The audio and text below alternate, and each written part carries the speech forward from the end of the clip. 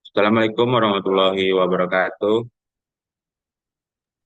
Kami dari kelompok 6 ingin mempresentasikan hasil diskusi kami tentang sistem kompresi uap yang beranggotakan yang pertama Sultan Hamdani dan saya sendiri Tio Berdian dan Noval Fadullah Rahman.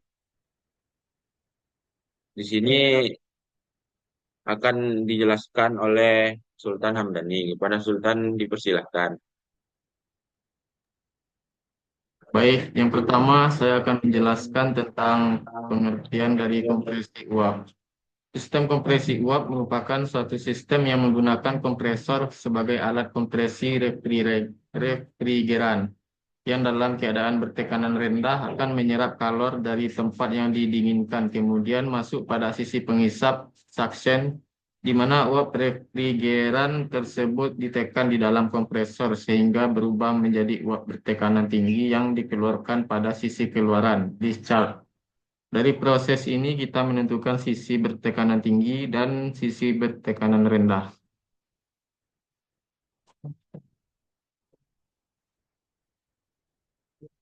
Kemudian ini siklus kompresi uapnya bisa dilihat pada layar Zoom kita. Lanjut. Selanjutnya itu komponen-komponen sistem kompresi uap. Yang pertama itu evaporator yang berfungsi untuk melakukan perpindahan kalor dari ruangan atau produk yang didinginkan ke refrigeran yang mengalir di dalamnya melalui permukaan dindingnya. Yang kedua itu saluran suction yang membungkam uap refrigeran tekanan rendah dari evaporator ke inlet suction dari kompresor.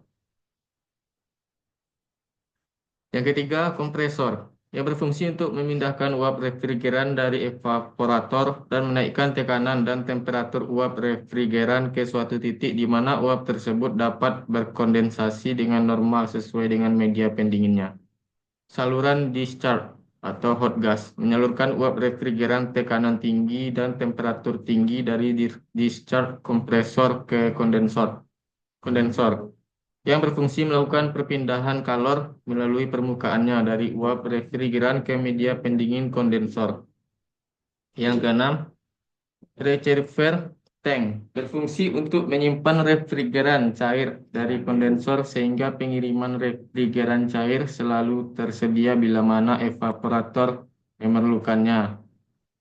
Yang ketujuh, saluran liquid menyalurkan refrigeran cair dari reservoir tank ke alat ekspansi. Yang kedelapan, alat ekspansi berfungsi untuk mengatur jumlah refrigeran yang mengalir ke evaporator dan menurunkan tekanan refrigeran cair yang masuk ke evaporator sehingga refrigeran cair akan menguap dalam evaporator pada tekanan rendah. Lanjut proses refrigerasi. Yang pertama itu proses kompresi atau penekanan. Yang kedua, proses kondensasi atau pengembunan. Yang ketiga, proses ekspansi atau penurunan tekanan. Yang keempat, proses evaporasi atau penguapan.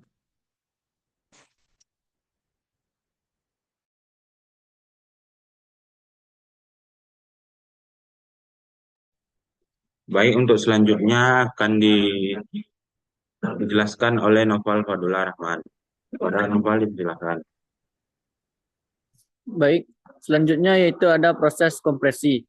Proses kompresi terjadi di kompresor. Fasa refrigeran yang masuk ke kompresor adalah fasa uap jenuh dengan tekanan dan temperatur yang rendah.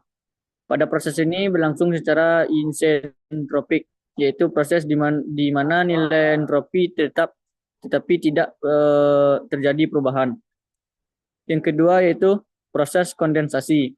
Proses kondensasi terjadi di kondensor karena temperatur refrigeran lebih tinggi dari temperatur lingkungan, maka terjadi pelepasan kalor ke lingkungan melalui dinding pipa kondensor. Karena terjadi pelepasan kalor menyebabkan terjadinya perubahan fasa dari uap bertekanan tinggi menjadi cair bertekanan tinggi.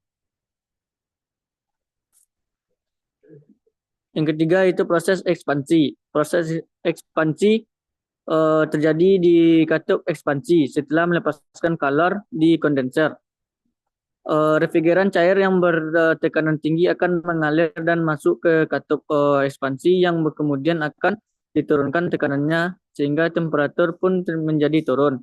Dengan adanya proses ini, maka temperatur yang akan terjadi lebih rendah daripada temperatur lingkungan yang ada yang akan didinginkan, sehingga dapat menyerap kalor pada saat berada di evaporator.